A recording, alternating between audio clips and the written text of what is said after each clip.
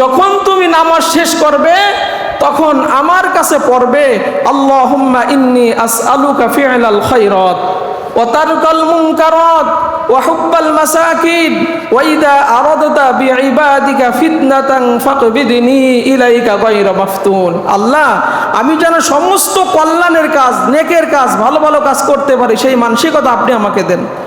আমি যেন সমস্ত খারাপ কাজ ছাড়তে পারি, রব্বুল আলামিন এই মানসিকতা আপনি আমাকে দেন। 5 ওয়াক্ত নামাজ পড়ে আপনি যখন এই দোয়া পড়বেন, আল্লাহ রাব্বুল আলামিন সমস্ত খারাপ কাজ থেকে আপনাকে বাঁচাই দিবেন। আল্লাহ নিজে মুহাম্মদ রাসূলুল্লাহ সাল্লাল্লাহু আলাইহি সাল্লাম দোয়া শেখাইছেন। আপনি নামাজ শেষ করলেন, পড়েন আল্লাহুম্মা ইন্নী আসআলুকা ফি'লাল খায়রাত ওয়া তারকাল মুনকারাত ওয়া হুব্বাল মাসাকিন ওয়া ইযা আরাদতা বিইবাদিকা ফিতনাতান ফাকবিদনি ইলাইকা গায়রা মাফতুন। সমস্ত খারাপ কাজ ছাড়তে পারবেন, নেকের কাজ করার মানসিকতা আপনার জাগবে।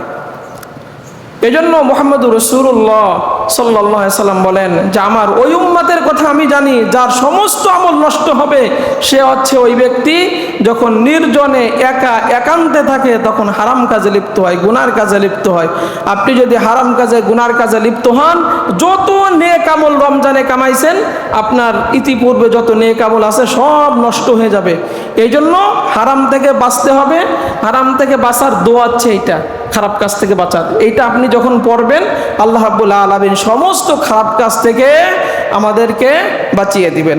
এরপরে আমরা